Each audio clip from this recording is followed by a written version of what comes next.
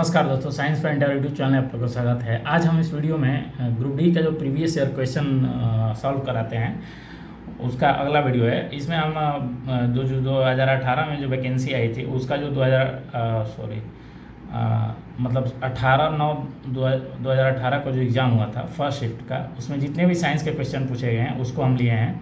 ऐसा नहीं है क्वेश्चन ये ग्रुप डी के लिए ये इंपॉर्टेंट है। जो भी रेलवे का एग्ज़ाम देते हैं, किसी भी रेलवे के एग्ज़ाम में लगभग साइंस का वेटेज अच्छा खासा रहता है, तो वो लोग वीडियो को देख सकते हैं जिससे उनको फ़ायदा मिलेगा और ये पता चलेगा कि क्वेश्चन साइंस के क्वेश्चन कैसे आ रहे हैं और कैसे आते थे। लगभग सेम क्वेश्चन, साइंस का कोई पैटर्न चेंज नहीं है। थोड़ा सा भले स्टेटमेंट बेस्ड क्वेश्चन पूछ रहा है रेलवे, लेकिन लगभग पैटर्न वही है। तो चलते हैं इस वीडियो के पहले प्रश्न पे। तो पहला प्रश्न है कि 80 मीटर ऊंचाई से एक गेंद गिराई जाती है, चौथे सेकंड में तय की गई दूरी खाली स्थान होगी। ठीक है, ये क्वेश्चन जो है एक हम लोग सूत्र पढ़ते थे क्लास 9th में, जब गति के तीन समीकरण पढ़ते हैं।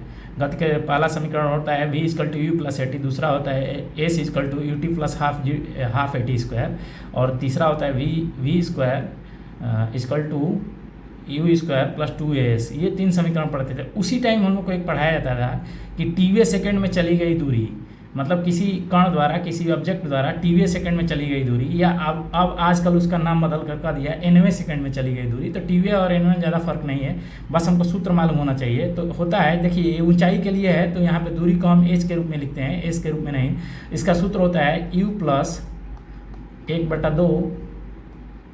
ए के जगह पे जी लिख रहे हैं क्योंकि यहाँ पे गुरुत्वीय त्वरण है, और 2t एन यहाँ पे अन्य किताबों में एन दिया है, उससे फर्क नहीं पड़ेगा। और यही हमारा एनवे सेकंड या टीवे सेकंड में चली गई दूरी। हमको चौथे सेकंड में पूछा गया है, चौथे सेकंड में चली गई दूरी बताना है। देखिए एच का मान हमको निकालना है, ठीक है। यू का मान इसमें कुछ नहीं गया है, इसका मतलब वस्तु को विरामावस्था से गिराया जा रहा है, गेंद को विरामावस्था से 1/2। जी का मान कहा गया है कि आप 9.8 मीटर प्रति सेकंड स्क्वायर मत लीजिए, इसमें मान लीजिए कि जी = 10 मीटर पर सेकंड स्क्वायर है। तो जी का मान 10 रखिए, और टी का मान 4 दिया गया है, चौथे सेकंड में पूछा गया है। अब यहाँ से कैलकुलेट करेंगे तो हमारा आ जाएगा, देख लीजिए, दो से इसको काटेंगे 5 बार में, और 2 चौके 8 - 1 7 5 35, मतलब चौथे सेकंड में गेंद द्वारा कितनी दूरी तय की जाएगी, तो 35 मीटर। ठीक है, तो इस प्रश्न का सही आंसर होगा ऑप्शन सी। अब हम चलते हैं इस वीडियो के अगले प्रश्न पे। अगला प्रश्न है कि O2 का उपयोग करके पाइरूवेट के विभाजन में होता है खाली स्थान। देखिए जब हम खाना खाते हैं, ये जो प्रश्न है कोशिकीय श्वसन से प्रश्न है। अब वो ज़्यादा लंबा है, इसमें हर प्रश्न ज़्यादा डिस्कस करेंगे तो वीडियो बहुत ज़्यादा लंबी हो जाएगी और आप लोग देखेंगे नहीं, स्किप करके चल जाएंगे। तो ठीक है, चलिए। O2 का उपयोग करके पाइरूवेट का खाली स्थान में होता है। तो देखिए ये कोशिकीय श्वसन से प्रश्न है। कोशिकीय श्वसन 2 चरणों में होता है, एक ग्लाइकोलाइसिस, दूसरा होता है क्रेब्स चक्र जो कि माइटोकॉन्ड्रिया में होता है, और ग्लाइकोलाइसिस है वो कोशिका द्रव में होता है। ठीक है, ग्लाइकोलाइसिस प्रक्रिया दोनों का कॉमन स्टेप है। ठीक है, ऑक्सी श्वसन का भी और अनाक्सी श्वसन का ही 2 प्रकार का श्वसन होता है। ऑक्सी श्वसन ऑक्सीजन की उपस्थिति में, और अनाक्सी श्वसन ऑक्सीजन की अनुपस्थिति में। और ग्लाइकोलाइसिस दोनों में होगा, दोनों का कॉमन स्टेप है। ग्लाइकोलाइसिस प्रक्रिया जो होती है वो कोशिका द्रव में होती है, और इसके बाद 2 ATP हमको ऊर्जा मिलता है। ATP का मतलब आप लोग जानते होंगे, एडिनोसिन ट्राइफॉस्फेट होता है। ठीक है, ग्लाइकोलाइसिस के बाद हमको 2 ATP एनर्जी मिलती है, और 3 कार्बन परमाणु वाले पाइरूवेट का निर्माण होता है। कहीं कहीं पे इसको पाइरुविक अम्ल भी बोला है। ठीक है, पाइरूवेट का निर्माण होता है कि 3 कार्बन परमाणु वाले पाइरूवेट का। अब इस 3 कार्बन परमाणु वाले पाइरूवेट को अगर ऑक्सीजन पूर्णतः मिल जाता है, भरपूर मात्रा में ऑक्सीजन मिलता है, तो यह माइटोकॉन्ड्रिया में कार्बन डाइऑक्साइड और जल में टूटता है और हमको 36 ATP एनर्जी देता है। ठीक है, लेकिन इसी 3 कार्बन वाले पाइरूवेट को अगर ऑक्सीजन पूर्ण मात्रा में न मिले, मतलब ऑक्सीजन की अनुपस्थिति हो, मतलब बिल्कुल ऑक्सीजन नहीं मिले, तो फर्मेंटेशन हो जाता है, किण्वन प्रक्रिया हो जाती है, और ये ईस्ट के द्वारा होता है। ये ईस्ट में होता है और एथेनॉल बनता है। ठीक है, अगर ऑक्सीजन की कम मात्रा मिले, ठीक है, 3 कार्बन परमाणु वाले पाइरूवेट को ऑक्सीजन की कम मात्रा मिले, तो उसमें क्या होता है, यह 3 कार्बन परमाणु वाले पाइरूवेट लैक्टिक अम्ल में टूटता है। तो लैक्टिक अम्ल में टूटता है तो क्या होता है, ये मांसपेशियों में लैक्टिक अम्ल का ही जमा हो जाता है। ये लैक्टिक अम्ल का जमा हो जाने के कारण ही हमको क्या होता है, दर्द होने लगता है मांसपेशियों में। तो देखिए ऑक्सीजन की अनुपस्थिति में होगा तो ईस्ट में होगा और फर्मेंटेशन प्रक्रिया होगी, ठीक है। अगर ऑक्सीजन की पूर्णतः मात्रा मिले, मतलब पूर्ण रूप से ऑक्सीजन मिले, तो वहाँ पे क्या होगा, ये माइटोकॉन्ड्रिया में होगा क्रेब्स चक्र के दौरान। और क्रेब्स चक्र में हमको के अंत में हमको कार्बन डाइऑक्साइड और जल मिलेगा और 36 एटीपी एनर्जी मिलेगी। तो O2 का उपयोग, मतलब O2 का भरपूर मात्रा मिलेगा। पायरुवेट का विभाजन किस में होगा, माइटोकॉन्ड्रिया में होता है, ठीक है। इससे हम पूरा इस क्वेश्चन से जो भी क्वेश्चन शॉर्ट में हम बता दिए हैं, ठीक है। तो इस प्रश्न का सही आंसर होगा ऑप्शन सी होगा, O2 का उपयोग करके पायरुवेट का विभाजन या विखंडन माइटोकॉन्ड्रिया में होता है क्रेब्स चक्र के दौरान, ठीक है। तो चलते हैं इस वीडियो के अगले प्रश्न पर। इस प्रश्न का सही आंसर ऑप्शन सी होगा, माइटोकॉन्ड्रिया, ठीक है। यही ग्लाइकोलाइसिस पूछा गया है, तो ग्लाइकोलाइसिस कहाँ होगा, कोशिका द्रव में। अब चलते हैं इस वीडियो के अगले प्रश्न पे। अगला प्रश्न है काइल की गति, काइल नहीं ये क्वाइल, ये ऐसे ही ग्रुप डी का जो आंसर की है उसमें दे दिया है। काइल मतलब यहाँ पे क्वाइल से मतलब है, जो तांबे की क्वाइल होती है। क्वाइल की गति की दिशा चुंबकीय क्षेत्र के सापेक्ष खाली स्थान होने पर प्रेरित धारा सबसे अधिक होगी। देखिए ये प्रेरित धारा के बात किया है, तो इसका मतलब क्या है कि यहाँ पे फ्लेमिंग का दाहिने हाथ का नियम, मतलब अंगूठा हमारा, ठीक है, अगर हम दाहिने हाथ के 3 अंगुलियों को इस प्रकार फैलाए कि तीनों परस्पर अभिलंबित हो, तो जो तर्जनी अंगुली है, मतलब सामने की इंडेक्स, जो तर्जनी अंगुली है वो चुंबकीय क्षेत्र की दिशा को प्रदर्शित करती है, और ये वाला जो है बीच की अंगुली, मध्यमा अंगुली जो है वो क्या किसकी दिशा को प्रदर्शित करती है, तो प्रेरित धारा की दिशा, और अंगूठा जो है चालक की दिशा को प्रदर्शित करता है। ये हमारा जो है फ्लेमिंग के दाएं हाथ का नियम कहता है, ठीक है। तो अब देखिए यहाँ पे इस फ्लेमिंग के दाएं हाथ के नियम से उतना कुछ मतलब नहीं है, लेकिन बता दे रहे हैं, ठीक है। अब देखिए क्योंकि 90 डिग्री पे अगर हमारा चुंबकीय क्षेत्र से 90 डिग्री पे अगर हमारा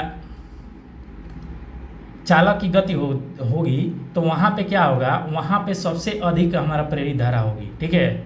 क्योंकि उस समय क्या होगा कि चुंबकीय क्षेत्र जो क्वाइल होगी वो चुंबकीय बल रेखाओं को सबसे अधिक मात्रा में काटेगी, मान लीजिए ये क्या है, चुंबकीय रेखाएं हैं।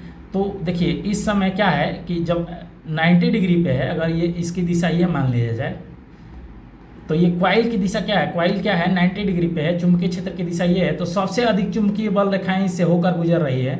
और फैराडे का नियम कहता है कि जितनी चुंबकीय बल रेखाओं को जितना क्वाइल काटेगी उतना ही उसमें प्रेरित धारा का मान अधिक होगा। तो 90 डिग्री पर अगर यही चुंबकीय ऐसे फ्लैट हो जाएगा, मतलब ऐसे हो जाएगी, केवल ऐसे, तो इस समय क्वाइल ऐसे हो जाएगी, तो चुंबकीय क्षेत्र के समानांतर हो गई, तो इसमें क्या होगा, ये चुंबकीय बल रेखाओं को ज़्यादा नहीं काट पाएगी, तो इस समय चुंबकीय प्रेरित धारा का मान सबसे कम होगा। 180 डिग्री 0 डिग्री पर क्या होगा, क्वाइल में प्रेरित धारा का मान सबसे कम होगा। जब 90 डिग्री पे होगी तो सबसे अधिक इससे गुजरने वाले फ्लक्स की मात्रा में ज़्यादा, सबसे अधिक फ्लक्स गुजरेगा, मतलब चुंबकीय बल रेखाएं क्वाइल से होकर सबसे अधिक गुजरेंगी, उस समय प्रेरित धारा का मान सबसे अधिक होगा। और ये किस एंगल पे होगा, 90 डिग्री पे। जब क्वाइल 90 डिग्री पे होगी तो उससे होकर गुजरने वाले सबसे अधिक चुंबकीय फ्लक्स सबसे अधिक गुजरेगा, इसलिए 90 डिग्री पे होगी तो प्रेरित धारा का मान सबसे अधिक होगा। जब क्वाइल चुंबकीय क्षेत्र से 90 डिग्री पे होगी तो प्रेरित धारा का मान सबसे अधिक होगा। तो इस प्रश्न का जो सही आंसर होगा ऑप्शन बी होगा, क्वाइल की गति चुंबकीय क्षेत्र के 90 डिग्री होने पर सबसे अधिक चुंबकीय बल रेखाएं होकर गुजरती है, मतलब सबसे अधिक चुंबकीय फ्लक्स को काटती है क्वाइल, इसलिए उसमें प्रेरित धारा का मान सबसे अधिक 90 डिग्री पे होगा, ठीक है। इस प्रश्न का सही आंसर होगा ऑप्शन बी। अब हम चलते हैं इस वीडियो के अगले प्रश्न पे। प्रकाश की किरण पानी से ग्लास तक जाती है या झुकता है। देखिए प्रकाश की किरण से बात है, यह अपवर्तन से प्रश्न पूछा गया है, ठीक है। यहाँ पे सामान्य की ओर, सामान्य से मतलब नहीं है, सामान्य मतलब नॉर्मल, इसको डायरेक्ट ट्रांसलेट किया है, तो इसको नॉर्मल को अभिलंब न कह के सामान्य कह दिया है, शुद्ध हिंदी ले लिया है, ठीक है। तो देखिए जब कोई प्रकाश किरण सघन से, मान लीजिए क्या है, विरल माध्यम है, क्या कहा जा रहा है, विरल से सघन में जाती है तो क्या होता है, वह अविलंब की तरफ झुकती है। जैसे ये विरल से आएगी, ठीक है, इसको अविलंब मान लिया जाए, ठीक है, इसको अविलंब, तो क्या होगा, इसको ऐसे चला जाना चाहिए था, लेकिन क्या हो जाएगी, अविलंब की तरफ झुक जाएगी, अविलंब की तरफ झुक जाएगी, और क्या होगा, गति धीमा हो जाता है। प्रकाश का वेग सघन, जैसे ही विरल से सघन में जाता है तो प्रकाश का वेग कम हो जाता है और अविलंब की तरफ झुक जाता है। अविलंब मतलब सामान्य की ओर, मतलब नॉर्मल की ओर झुक जाता है। तो या इसमें देख लीजिए प्रकाश की ओर और धीमा हो जाता है, towards the normal and slow down. और अगला ऑप्शन है toward the normal speed increases, गलत है। सामान्य से दर और धीमा होता है। अवे फ्रॉम मतलब अविलंब से दूर हटती है, गलत है। सामान्य से दूर हटती है और गति बढ़ता है, ये भी गलत है। इसलिए अब देखिए पहला ऑप्शन ही सही है। देखिए कहा जा रहा है कि normal towards the normal and slow down, मतलब अविलंब की तरफ झुकती है और क्या होता है, प्रकाश का वेग कम हो जाता है। तो यही होता है जब कोई प्रकाश किरण विरल माध्यम से सघन माध्यम में जाता है तो अविलंब की तरफ झुकती है, towards the normal and slow down, मतलब उसका स्पीड भी मतलब प्रकाश का वेग भी कम हो जाता है। तो इस प्रश्न का सही आंसर होगा ऑप्शन ए। देखिए ये थोड़ा सा लैंग्वेज टफ किया है, लेकिन अगर आप समझ के करेंगे तो ये प्रश्न हो जाएगा, ठीक है। अब हम चलते हैं इस वीडियो के अगले प्रश्न पे। अगला प्रश्न पूछा गया है, बहुत आसान प्रश्न है ये जो बहुत आसान प्रश्न है, इस प्रश्न का सही आंसर होगा ऑप्शन है। अब हम चलते हैं इस वीडियो के अगले प्रश्न पे। 120 वाट के विद्युत लैंप प्रतिदिन 8 घंटे उपयोग किया जाता है। लैंप द्वारा एक दिन में प्रयुक्त की गई यूनिट्स की गणना करिए। देखिए यूनिट्स कहीं पे भी निकालना हो डायरेक्ट लिखिए, वाट गुणे घंटा गुणे दिन दिया है तो दिन से गुणा कर दीजिए, ठीक है। अब बटे में 1000 कर दीजिए, क्योंकि किलोवाट घंटा को ही हम लोग क्या कहते हैं, 1 यूनिट कहते हैं, ठीक है। यही हमारा सूत्र होता है, ठीक है। अब ये कहाँ से आता है ये किसी अन्य वीडियो में डिस्कस करेंगे। देखिए P = W/T होता है, तो W कहीं पे निकालना हो तो P × T कर दीजिए ना। और T यहाँ पे किस में दिया गया है, T यहाँ पे घंटा में दिया गया है और P का मान दिया है ये वाट में दिया गया है। और W जो मतलब किया गया कार्य या व्यय ऊर्जा दोनों बराबर होता है, ये यहीं से ये सूत्र आता है। और 1000 से भाग कर देंगे तो यूनिट्स किलोवाट घंटा में हो जाएगा, ठीक है। तो अब चलते हैं हम इस प्रश्न को करने, वाट गुणे घंटा गुणे दिन दिया रहेगा तो दिन को कर देंगे, ठीक है। इसमें दिया गया है यूनिट्स निकालना है, कितना यूनिट्स होगा, तो नंबर ऑफ यूनिट्स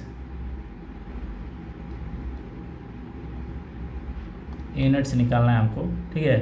तो वाट कितना दिया गया है, 120 वाट, ठीक है। और कितना घंटा यूज हो रहा है, 8 घंटा डेली, बटे में 1000, क्योंकि यूनिट्स के मान निकालने के लिए किलोवाट घंटा में कन्वर्ट होगी। किलोवाट घंटा को ही हम लोग यूनिट कहते हैं, 0 से 0 कैंसिल, ठीक है। 12/96। अब जब इसको करेंगे तो आ जाएगा 0.96 यूनिट। कोई ऑप्शन में है, ठीक है, ऑप्शन बी 0.96 यूनिट, मतलब 120 वाट के एक विद्युत लैंप को प्रतिदिन 8 घंटे उपयोग किया जाएगा। तो उसके द्वारा एक दिन में प्रयुक्त मतलब प्रयोग की गई ऊर्जा के यूनिट्स की गणना कीजिए, तो 0.96 यूनिट्स आएगा, ठीक है। इस प्रश्न का सही आंसर ऑप्शन बी होगा। अब हम चलते हैं इस वीडियो के अगले प्रश्न में। कैल्शियम हाइड्रोक्साइड का सही सूत्र क्या होगा। कैल्शियम हाइड्रोक्साइड का सूत्र होता है CaOH²।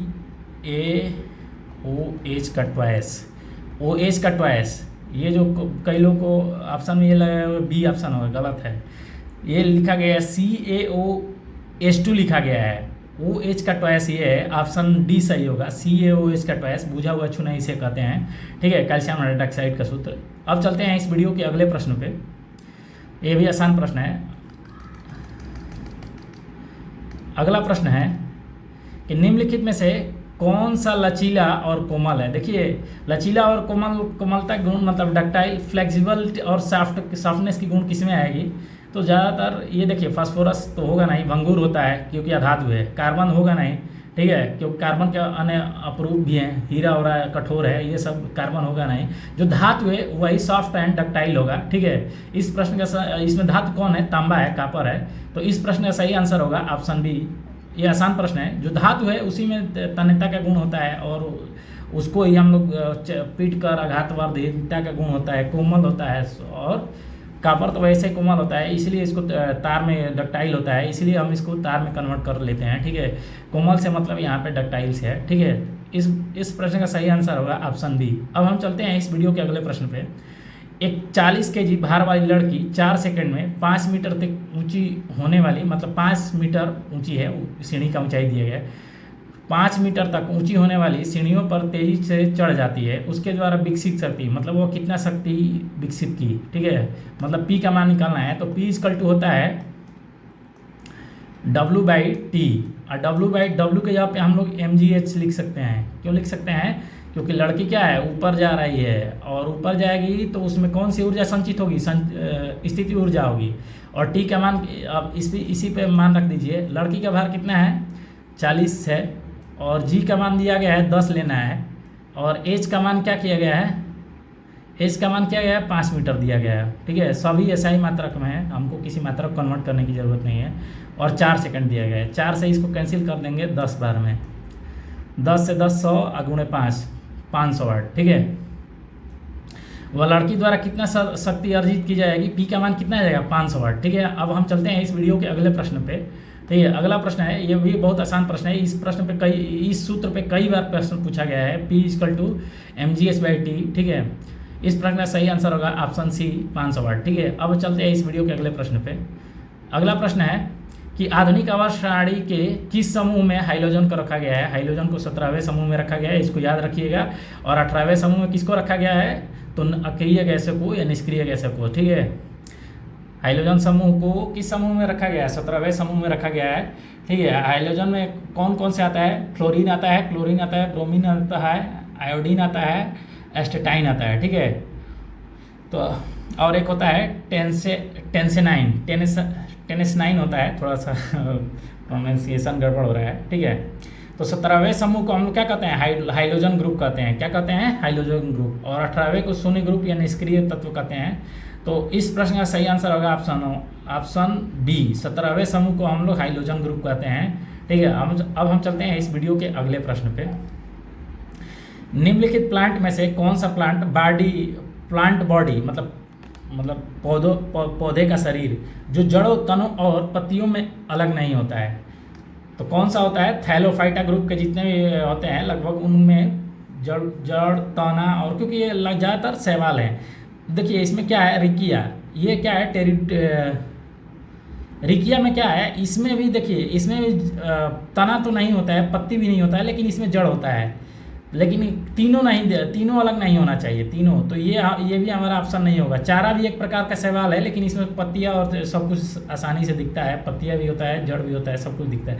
स्पाइरोगायरा भी थैलोफाइटा ग्रुप का है, और यह एक प्रकार शैवाल है, और इसकी संरचना रेशे की तरह होती है। ठीक है, और इसमें ना तो जड़ होता है, न तना दिखता है, और न ही जड़, तना और पत्तियाँ कुछ नहीं दिखता है। मतलब इसका शरीर कैसा होता है, थैलस की तरह होता है, थैलस।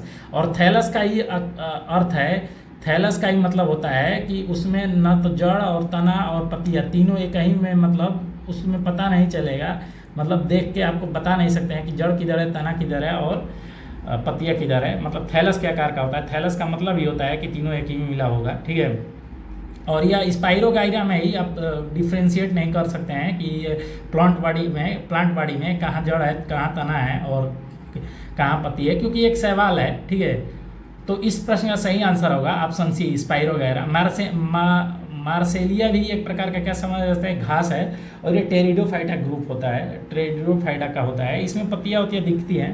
ठीक है, ये थोड़ा प्रश्न, ठीक है, पौधे के पादप विभाजन से प्रश्न है। तो ऑप्शन नंबर सी जो है, स्पाइरोगायरा में एक प्रकार शैवाल है, और इसमें पत्तियाँ, तना और जड़ हमको दिखाई नहीं देता है। तो इस प्रश्न का सही आंसर होगा ऑप्शन सी। अब चलते हैं इस वीडियो के अगले प्रश्न पे। अगला प्रश्न है, निम्न में से कौन सा सरल अस्थायी ऊतक नहीं है। सरल अस्थायी ऊतक का मतलब सिंपल परमानेंट टिश्यू से मतलब है। देखिए क्या होता है कि ऊतक दो प्रकार का, विभज्योतक, मेरिस्मेटिक, और क्या होता है परमानेंट टिश्यू। परमानेंट टिश्यू भी दो प्रकार का, मतलब सिंपल और कॉम्प्लेक्स, मतलब सरल ऊतक और जटिल अस्थायी ऊतक। सरल अस्थायी ऊतक, जटिल अस्थायी ऊतक। और सरल अस्थायी ऊतक कितने प्रकार का, पैरेन्काइमा, कोलेनकाइमा और स्क्लेरेन्काइमा। और जटिल अस्थायी ऊतक दो प्रकार के होते हैं, जाइलम और फ्लोएम। इसमें पूछा गया है कि निम्नलिखित में कौन सा सरल अस्थायी ऊतक नहीं है। देखिए कौन सा सरल अस्थायी है, पैरेन्काइमा, कोलेनकाइमा, और देखिए पैरेन्काइमा, कोलेनकाइमा, स्क्लेरेन्काइमा, ये सभी क्या है, सरल अस्थायी ऊतक है। जटिल, ये जाइलम जो है जटिल अस्थायी ऊतक है। तो इसमें कहा है सरल अस्थायी ऊतक कौन नहीं है, कौन सरल अस्थायी ऊतक नहीं है, जाइलम। जाइलम जटिल अस्थायी ऊतक है। तो इस प्रकार का सही आंसर है ऑप्शन बी। अब हम चलते हैं इस वीडियो का अगले प्रश्न पे। दो प्रतिरोधक, मतलब दो रेजिस्टेंस 10 ओम और 20 ओम को श्रृंखला में, मतलब श्रेणी क्रम में 6 वोल्ट की बैटरी से जुड़े हुए सर्किट में विद्युत धारा का मान बताना है। ठीक है, देखिए जब प्रतिरोध श्रेणी क्रम में जुड़ा होते हैं तो उसका जो तुल्य प्रतिरोध होता है, सीधे सीधे जोड़ दीजिए ना, R1 10 ओम और 20 ओम, तुल्य प्रतिरोध का मान कितना आ जाएगा, 30 ओम हो जाएगा। ठीक है। अब हमको निकालना है, क्या निकालना है, आई का मान निकालना है। तो आई इक्वल टू हो जाएगा V बाई आर। अरे V equal to I R होता है ना ओम का नियम से। आई का मान निकालना है तो V का मान कितना दिया है, बैटरी का वोल्टेज कितना है, बैटरी का वोल्टेज है 6 वोल्ट है, और इसके आर का मान कितना है 30, ठीक है। 6 से 1/5 होगा जब काटेंगे, 6 5 30, और जब इसको कन्वर्ट करेंगे 5 दूनी 10, 0.2 एम्पियर, 0.2 एम्पियर जब इसको कन्वर्ट करेंगे 1/5 को दशमलव में परिवर्तित करेंगे तो 0.2 एम्पियर हो जाएगा। तो इस प्रश्न का सही आंसर होगा ऑप्शन ए। अब हम चलते हैं, ये आसान प्रश्न है, दोनों प्रतिरोधों को जोड़ दीजिए, सर्वैरिक क्रम में दिया गया 30 ओम, और V equal to I R से आई का मान निकाल लीजिए। इस प्रश्न का सही आंसर होगा ऑप्शन ए, 0.2 एम्पियर आई का मान निकालना है। अब हम चलते हैं इस वीडियो के अगले प्रश्न पे। निम्नलिखित में से कौन से यौगिक में क्रिस्टलीकरण पानी नहीं है, मतलब क्रिस्टल जल नहीं है, क्रिस्टल। देखिए कॉपर सल्फेट में होता है CuSO4 इंटू 5H2O, इसी को हम लोग ब्लू विट्रियोल कहते हैं। क्या कहते हैं, ब्लू विट्रियोल कहते हैं। क्या कहते हैं, ब्लू विट्रियोल कहते हैं, मतलब ये नीला थोथा, इसमें भी क्रिस्टलीय जल है। बेकिंग सोडा, बेकिंग सोडा में क्रिस्टलीय जल होता है कि नहीं। बेकिंग सोडा का सूत्र होता है NaHCO3, इसमें कोई भी जल का क्रिस्टलीय जल अणु नहीं होता है। जिप्सम में होता है CaSO4 इंटू 2H2O होता है। जब इसी को जब हम गर्म करते हैं तो 1.5 का अणु मतलब उड़ जाते हैं, और क्या होता है हाफ H2O हो जाता है CuSO4, जिसको प्लास्टर ऑफ पेरिस कहते हैं। तो इसमें भी क्रिस्टलीय जल है, इसमें भी कॉपर सल्फेट में क्रिस्टलीय जल है। वाशिंग सोडा में होता है, वाशिंग सोडा में Na2CO3 इंटू 10H2O, कितने क्रिस्टलीय जल होता है 10। वाटर कितने मॉलिक्यूल होते हैं, 10 मॉलिक्यूल होता है। देखिए ये साइड में लिख दे रहे हैं, Na2CO3 इंटू 10H2O। किसमें क्रिस्टलीय जल नहीं है, बेकिंग सोडा में। बेकिंग सोडा और बेकिंग पाउडर में क्या अंतर होता है, तो बेकिंग पाउडर में क्या होता है, बेकिंग सोडा और क्या होता है टार्टरी अम्ल का मिक्सचर होता है बेकिंग पाउडर, और जो कि बेकिंग सोडा केवल बेकिंग सोडा होता है, मतलब NaCO3 सोडियम हाइड्रोजन कार्बोनेट होता है। बेकिंग सोडा में ही कोई भी क्रिस्टलीय जल नहीं पाया जाता है, बाकी सब में क्रिस्टलीय जल पाया जाता है। तो इस प्रश्न का सही आंसर होगा ऑप्शन बी। अब हम चलते हैं इस वीडियो के अगले प्रश्न में। इस प्रश्न का सही आंसर होगा ऑप्शन बी, बेकिंग सोडा। अब हम चलते हैं इस वीडियो के अगले प्रश्न पे। अगला प्रश्न है, श्रवणीय रेंज से नीचे आवृत्ति के साथ ध्वनि तरंगों को कहा जाता है। श्रवणीय मतलब सुनने योग्य, ऑडिबल रेंज। ऑडिबल रेंज को क्या कहा जाता है, देखिए 20 मनुष्य के ऑडिबल रेंज क्या है, 20 हर्ट्ज से लेकर 20,000 हर्ट्ज तक। कितना है, 20,000 हर्ट्ज तक है ऑडिबल रेंज ह्यूमन का। कितना है, 20 हर्ट्ज से लेकर 20,000 हर्ट्ज तक, या इसी को किलो हर्ट्ज में कन्वर्ट कर सकते हैं। देखिए जो इससे नीचे की आवृत्ति की अगर ध्वनि होगी उसको हम लोग कहते हैं अपश्रव्य तरंगे। क्या कहते हैं हिंदी में, अपश्रव्य तरंगे। अपश्रव्य तरंगे, जिसको इंग्लिश में कहा जाता है इंफ्रासोनिक वेव्स या इंफ्रासोनिक साउंड। और इससे ऊपर को क्या कहते हैं, इससे ऊपर वाले 20,000 हर्ट्ज से ऊपर वाले ध्वनि को क्या कहा जाता है, पराश्रव्य तरंगे, अल्ट्रासाउंड वेव्स या अल्ट्रासाउंड। ठीक है, तो इसमें पूछा गया है कि श्रवणीय रेंज से नीचे मतलब 20 हर्ट्ज से नीचे वाली मतलब तरंग या ध्वनि को क्या कहा जाता है, अपश्रव्य तरंगे, जिसको इंग्लिश में इंफ्रासोनिक कहा जाता है। यहाँ पे थोड़ा सा इंग्लिश लिख दिया गया और ये हिंदी वाला ऑप्शन भी इंग्लिश में ही दिया गया है। तो मतलब श्रवणीय रेंज से नीचे मतलब 20 हर्ट्ज से नीचे वाली ध्वनि को क्या कहता है, क्या कहा जाता है, इंफ्रासोनिक वेव्स। हिंदी में अपश्रव्य तरंगे कहा जाता है, अपश्रव्य ध्वनि कहा जाता है। ठीक है, तो इस प्रश्न का सही आंसर होगा ऑप्शन डी। और 20 हर्ट्ज से ऊपर वाले को क्या कहा जाता है, 20,000 हर्ट्ज से वाले को पराश्रव्य अल्ट्रासाउंड या अल्ट्रासोनिक वेव्स कहा जाता है। ठीक है, अब इसके बीच के ही मतलब ह्यूमन का जो ईयर मतलब कान की जो कैपेसिटी होती है, एक तरह समझ लीजिए कि इसके बीच के ध्वनि को मतलब मानव सुन पाता है। ठीक है, 20 हर्ट्ज से लेकर 20,000 हर्ट्ज तक के बीच को, जिसको ऑडिबल रेंज कहा जाता है। नीचे वाले को अपश्रव्य और ऊपर वाले को पराश्रव्य कहा जाता है। इंग्लिश में नीचे वाले को इंफ्रासोनिक और ऊपर वाले को अल्ट्रासोनिक। ठीक है, अब हम चलते हैं इस वीडियो के अगले प्रश्न पे। इस प्रश्न का सही आंसर होगा ऑप्शन डी, इंफ्रासोनिक। अब हम चलते हैं इस वीडियो के अगले प्रश्न पे। परमाणु संख्या के आधार पर तत्वों को वर्गीकृत किसने किया? देखिए, सबसे पहले तत्वों को वर्गीकृत किया डॉबर्नियर ने। डॉबर्नियर अंतरिक्ष लिया, वो भी परमाणु भार को लिया। न्यूलैंड है, वो भी परमाणु भार को। मेंडलीव ने भी अपना आवर्त सारणी बनाया, परमाणु भार को आधार लेकर बनाया। लेकिन मोजले, हेनरी मोजले ने ही क्या किया, जब भी अपना आवर्त सारणी बनाया, वो परमाणु क्रमांक को लेकर मतलब आधार मानकर वो अपना आवर्त सारणी बनाया, जिसको हम लोग अभी भी क्या कहते हैं, इसको अभी हम लोग कहते हैं आधुनिक आवर्त सारणी। इसको किस नाम से जाना जाता है? Modern periodic table. तो परमाणु क्रमांक के आधार पर या परमाणु संख्याओं के आधार पर किसने अपना तत्वों को वर्गीकृत किया? तो हेनरी मोजले ने। तो इस प्रश्न का सही आंसर होगा ऑप्शन डी। ठीक है, हेनरी मोजले ने परमाणु संख्याओं को आधार मानकर तत्वों को वर्गीकृत किया। तो इस प्रश्न का सही आंसर होगा ऑप्शन डी। अब हम चलते हैं इस वीडियो के अगले प्रश्न पे। वह बिंदु जहाँ पर एक वस्तु का संपूर्ण भार कार्य करता है उसे कहा जाता है, जहाँ पे वस्तु का संपूर्ण भार कार्य करता है, जैसे ट्रायंगुलर लीजिए, इसकी मध्यिकाओं के काटान बिंदु को कहते हैं गुरुत्व केंद्र। तो उसे क्या कहते हैं? जहाँ पे संपूर्ण भार कार्य करेगा उसे हम क्या कहते हैं? गुरुत्व केंद्र कहते हैं। चाहे गोला ले लीजिए तो गोला का केंद्र जो होता है वो गुरुत्व केंद्र है। जहाँ पे वस्तु का संपूर्ण भार कार्य करता है उसे हम क्या कहते हैं? गुरुत्व केंद्र कहते हैं। जो अगर ट्रायंगुलर शेप है तो उसका वनिकाओं का काटान बिंदु होता है, गोला है तो उसका केंद्र होता है। ये सारी चीज़ें याद रखिएगा, ठीक है। इससे प्रश्न नहीं पूछाता है। तो जहाँ पे किसी वस्तु का संपूर्ण भार कार्य करता है वो वस्तु का गुरुत्व केंद्र होता है, या गुरुत्वाकर्षण केंद्र कहा जाता है, या सेंटर ऑफ ग्रेविटी कहा जाता है। क्या कहा जाता है? सेंटर ऑफ ग्रेविटी, ठीक है, जिसको जी से डिनोट किया जाता है, ठीक है।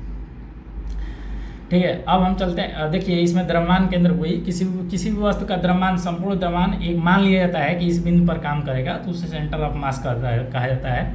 लेकिन जहाँ पे भार कार्य करता है उसे सेंटर ऑफ ग्रेविटी कहा जाता है, गुरुत्व केंद्र कहा जाता है, ठीक है। तो इस प्रश्न का सही आंसर होगा ऑप्शन ए होगा, क्योंकि इसमें कहा गया है कि वह बिंदु जहाँ पर किसी वस्तु का संपूर्ण भार कार्य करता हुआ माना जाता है उसे हम वस्तु का गुरुत्व केंद्र या गुरुत्वाकर्षण केंद्र कहते हैं, सेंटर ऑफ ग्रेविटी कहते हैं। तो इस प्रश्न का सही आंसर होगा ऑप्शन ए होगा। 5 to 8% एसिटिक एसिड को कहा जाता है, सिरका कहा जाता है। मतलब ये तनु एसिटिक एसिड को क्या कहा जाता है? सिरका कहा जाता है, विनेगर कहा जाता है, जिसका सूत्र क्या होता है? CH3COH। कार्बोक्सिलिक ग्रुप होता है, क्या होता है? कार्बोक्सिलिक ग्रुप होता है, COOH, ठीक है। और इसमें अगर इसका एसिटिक एसिड होता है और एसिटिक एसिड तनु है, मतलब 5 to 8% उसमें एसिड की मात्रा है, तो उसे हम लोग सिरका कहा जाता है। और सिरका का बहुत जगह पे यूज़ होता है, देखे ही हैं आप लोग, चाहे यूज़ आज भी आप लोग करते ही हैं, जैसे घरों में यूज़ होता है अचार बनाने में, बहुत सारा इसका उपयोग है। अब हम चलते हैं, इस प्रश्न का सही आंसर होगा ऑप्शन बी। 5 to 8% वाले एसिटिक एसिड को हम लोग क्या कहते हैं? सिरका कहते हैं, विनेगर कहते हैं। अब हम चलते हैं इस वीडियो के अगले प्रश्न पे। निम्नलिखित में से कौन सा जानवर मुकुलन द्वारा पुनरुत्पादित करता है और पुनर्जन्म कार्यान्वित कर सकता है? थोड़ा सा पढ़ना, कार्यान्वित कर सकता है, मतलब इंग्लिश में पढ़ा जाना है। Which of the following animals reproduces by budding can carry out the regeneration. अरे पुनर्जनन, रीजनरेशन मतलब पुनरुद्भवन क्षमता, मतलब वो उसका पार्ट कोई कट गया फिर वो अपने आप को मतलब अपने आप जाम जाता है, मतलब निकल जाता है, ठीक है। ये देखिए, ये होता है हाइड्रा में। क्या होता है? हाइड्रा में। बर्डिंग किस में होता है? बर्डिंग द्वारा प्रजनन किस में होता है? हाइड्रा में होता है। ये हाइड्रा का मान लीजिए शरीर है, ठीक है। अब क्या होगा, जब ये इसको अपना एक दूसरा हाइड्रा बनाना होगा तो इसी के शरीर से थोड़ा सा उभरेगा। क्या होगा? इतना थोड़ा सा उभर के आएगा, फिर कुछ दिन बाद इसमें से ऐसे निकलेंगे, ठीक है। और कुछ दिन बाद क्या होगा? ये अलग हो जाएगा, ये कट के इस हाइड्रा से अलग हो जाएगा। और इस प्रक्रिया को क्या कहते हैं? बर्डिंग कहते हैं, मुकुलन कहते हैं। मतलब ये जो निकला है इसके शरीर से, अभी छोटा सा ये निकला, उसी को हम लोग क्या कहते हैं? बर्ड कहते हैं। क्या कहते हैं? बर्ड। और इसी प्रक्रिया को, इस पूरे प्रक्रिया को क्या कहते हैं? बर्डिंग, मुकुलन। तो जो प्रजनन होता है हाइड्रा में वो कैसे होता है? मुकुलन प्रक्रिया द्वारा होता है, बर्डिंग द्वारा होता है। और इसमें ही सबसे रीजनरेशन पावर मतलब पाया जाता है। अगर मतलब रीजनरेशन का मतलब क्या होता है? पुनरुद्भव क्षमता। मतलब अगर उसका शरीर का भाग कोई कट गया तो पुनः अपने आप आ जाएगा, ठीक है। तो बर्डिंग किस में होता है? मुकुलन द्वारा प्रजनन किस में होता है? तो हाइड्रा में होता है। तो इस प्रश्न का सही आंसर होगा ऑप्शन बी, हाइड्रा में होता है मुकुलन। बर्डिंग किस में होता है? बर्डिंग हाइड्रा में होता है। तो इस प्रश्न का सही आंसर होगा ऑप्शन बी। अब हम चलते हैं इस वीडियो के अगले प्रश्न पे। विद्युत बल्ब में आमतौर पर रासायनिक रूप से निष्क्रिय गैस जैसे खाली स्थान भरी जाती है। देखिए पहले क्या होता था, जो बल्ब आते थे उसमें देखिए निष्क्रिय गैस को भरना बहुत कास्टली हो जाता है, इसलिए उसके जगह पे क्या भरा जाता है, नाइट्रोजन भरा जाता है। क्या भरा जाता है, नाइट्रोजन। लगभग ये भी जल्दी क्रिया नहीं करती है, मतलब जितना टेम्परेचर पे वो बल्ब का तापमान पहुंचता है उस टेम्परेचर पे ये भी जल्दी क्रिया नहीं करती है गैस, मतलब तो निष्क्रिय गैसों की तरह ही व्यवहार करती है, इसलिए इसको कि विद्युत बल्ब में भरा जाता है। ठीक है, तो विद्युत बल्ब में आमतौर पर रासायनिक रूप से निष्क्रिय गैस जैसे नाइट्रोजन भरी जाती है। किसको भरी जाती है, नाइट्रोजन को भरी जाती है। हीलियम और आर्गन भरी जाती थी, लेकिन ये क्या होती है, कास्टली होती है, इसलिए उनके जगह पे क्या भरा जाता है, नाइट्रोजन भरा जाता है। ठीक है, तो इस प्रश्न का सही आंसर होगा ऑप्शन डी होता है। रासायनिक अभिक्रिया में जिसमें गर्मी उत्पन्न होती है, गर्मी मतलब ऊष्मा उत्पन्न होती है, उसे कहा जाता है। देखिए जब कोई भी रासायनिक अभिक्रिया हो उसमें क्या होता है, गर्मी उत्पन्न होता है, मतलब ऊष्मा बाहर निकल रही है, ऊर्जा बाहर निकल रही है, ऊर्जा उसमें से बाहर निकल रही है, तो कौन सी अभिक्रिया है, ऊष्मा क्षेपी अभिक्रिया। ऊष्मा को क्षेपण कर रही है, बाहर निकाल रही है, तो उसे कौन सा प्रक्रिया कहते हैं, ऊष्मा क्षेपी अभिक्रिया। तो इस पर एक्सोथर्मिक रिएक्शन कहते हैं। क्या कहते हैं, एक्सोथर्मिक रिएक्शन। इस प्रश्न का सही आंसर होगा ऑप्शन ए, एक्सोथर्मिक रिएक्शन कहते हैं। और जिसमें शोषण होता है, जैसे ग्लूकोज को पानी में डालेंगे तो ठंडा हो जाता है, पानी ठंडा होती है, उसमें ऊष्मा का शोषण हुआ तो उसे क्या कहते हैं, ऊष्मा शोषी अभिक्रिया कहते हैं, उसको एंडोथर्मिक रिएक्शन कहते हैं। ठीक है, तो इस प्रश्न का सही आंसर होगा ऑप्शन ए हुआ, जिसमें गर्मी उत्पन्न होती है, ऊष्मा उत्पन्न होती है, उसे हम लोग एक्सोथर्मिक रिएक्शन कहते हैं, ऊष्मा क्षेपी अभिक्रिया। तो इस प्रश्न का सही आंसर होगा ऑप्शन ए। अब हम चलते हैं इस वीडियो के अगले प्रश्न पे। निम्न में से कौन सा हार्मोन युवावस्था के समय लड़कों में दिखाई देने वाली उपस्थिति में बदलाव लाता है। ठीक है, तो देखिए ये बहुत आसान प्रश्न है। टेस्टोस्टेरोन जो होता है लड़कों में स्रावित होता है, और इसी कारण लड़कों का मतलब दाढ़ी मूछें आने लगती है, और क्या होता है, उनका आवाज़ भारी होने लगता है। लड़कियों में प्रोजेस्टेरॉन होता है ब्रेस्ट और कमर का विकास के लिए, जिसको ठीक है मतलब युवावस्था को, जिससे क्या पता चलता है कि मतलब इसमें प्यूबर्टी पीरियड आ चुका है, मतलब बॉय ड्यूरिंग, देखिए appearance of boy during puberty. ठीक है, मतलब उनका युवावस्था कैसे दिखता है, किस हार्मोन के कारण दिखने लगता है, तो टेस्टोस्टेरोन के कारण लड़कों में। लड़कियों में किसके कारण, प्रोजेस्टेरॉन के कारण, और भी एक दो हार्मोन होते हैं लड़कियों में, लेकिन लड़कियों में जो होता है वो प्रोजेस्टेरॉन होता है, और लड़कों के लिए क्या होता है, टेस्टोस्टेरोन होता है। तो कौन से हार्मोन के कारण युवावस्था मतलब युवावस्था, लड़कों में युवावस्था पता चलने लगता है, तो टेस्टोस्टेरोन के कारण। इस प्रश्न का सही आंसर होगा ऑप्शन डी। अब ये शायद इस वीडियो का अंतिम प्रश्न था, तो आज के लिए इस वीडियो में इतना ही। हम उम्मीद करते हैं कि मैं जो भी प्रश्न डिस्कस किया इस वीडियो में आप लोग को समझ में आया होगा। ठीक है, मैं इस वीडियो का जो PDF है आप लोग को कमेंट बॉक्स में फर्स्ट कमेंट में पिन कर दूंगा, आप लोग डाउनलोड कर सकते हैं। तो आज के लिए इस वीडियो में इतना है। अगर आप लोग को मेरी वीडियो का जो भी मैं जानकारी देता हूँ, अगर आप लोग को अच्छा लगता है तो वीडियो को लाइक कर दिया कीजिए, और मेरे चैनल को सब्सक्राइब कर लीजिए, और अपने दोस्तों को भी बताइए मेरे चैनल को सब्सक्राइब करने के लिए। तो मिलते हैं फिर नेक्स्ट वीडियो में। आज के लिए इतना है, धन्यवाद।